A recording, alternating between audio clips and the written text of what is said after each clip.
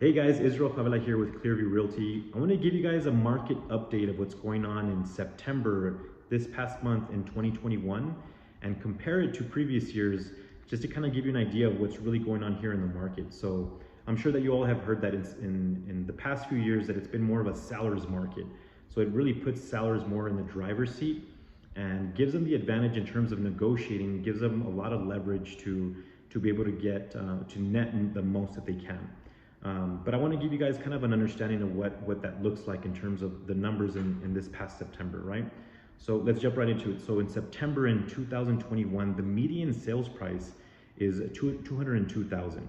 So, that number may not mean much to you, but if you compare it to just last year in September in 2020, the average sales price is 184,000. So that's about a $20,000 jump since last year.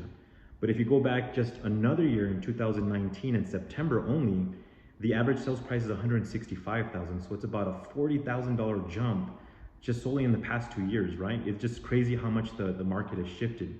Another piece of information that I wanted to share too is the number of homes that were active, that were ready to put in an offer for people to look at in the month of September of this year is 1,499. Now, once again, that number may not mean much to you, but if you compare it to 2019 in September, it was 2,961. So that's nearly double. So right now we have half of what we had 2 years ago active for buyers to go and look at and put offers in. Now, another piece of information that I want to share too is the number of homes sold this year in September in 2021. It was 819 homes that sold.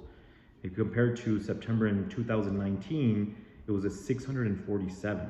So not only do we have less inventory than we did 2 years ago in September, but we're also selling more homes than what we did 2 years ago in September. So I like to put things kind of in perspective, right? So if you take a look at just this year alone and put it in terms of months. So if we were to stop putting any sort of homes on the market and we were to continue selling homes at the rate that we're doing now, which is about 819 homes a month, we would only have 1.8 months of inventory left. So the way that I calculated that was just getting the active homes that were in September, which is 1,499, divided by an 819, which is the number of homes that sold that month, and that gives me that 1.8. So we would only have 1.8 of inventory left if we were not to put any sort of homes on the market. So that really just screams out seller's market, right? If you compare it to 2019, doing the same process, dividing those two numbers, the active divided by how many homes sold in that month, we would have 4.5 months of inventory left. So that's more of like a neutral buyer's market. And that just is just crazy how much it's jumped in the past 2 years, right? Another piece of information that I wanted to share too is the days on market. So the days on market this year was 43 days on the market, but I've seen homes that just come off the market, in a matter of days, a week or two. Is just really depends on the condition of the home, the price, right? There's a lot of variables, but if you compare it to 2019 in September, with the average days on market is going to be 72 days. So, that's almost double of what it was before. So just the homes are coming off super quickly. Now, I know if you're seeing this and you're thinking about buying, that can be super discouraging, but let me share a couple of things. So if you're one of the buyers that are waiting to, for it to switch into a buyer's market and you're waiting for the prices to drop, I highly see that very unlikely to happen, because, for it to drop down all the way to $40,000, a certain crash would need to happen. But even then, I just don't anticipate for it to drop so significantly. So if you're waiting for it to drop the prices, I would say that that's not a really good indicator for you to use to determine whether or not you should buy a home.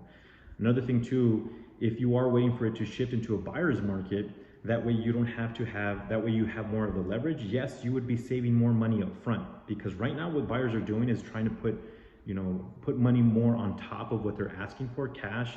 They're also asking to pay for the seller's closing costs, which is the title policy. So they are forking over more money than they have before in the buyer's market.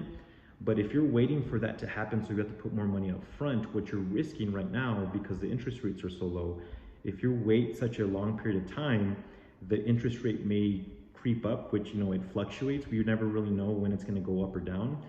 People are anticipating for it to go up. So you will be saving more money up front if it turns into a buyer's market. but you're going to be paying more money later on because that interest rate just eats it up. So I'm not sure if you all are aware, but you know, at the end of the day, if you're paying a mortgage for 30 years, the same amount that you should, you know, that the minimum that you're required to pay, you're going to be paying almost double of what the home is worth at the end of the 30 years, or even maybe even more than that, depending on what your interest rate is, right? But so if you're in the market right now to buy, I would say right now is a really good time because of the interest rates. But if you guys have any questions, you know, either about selling or buying, want to know, get into the particulars about it, feel free to reach out and I'd be happy to help out. Okay, you guys have a good day.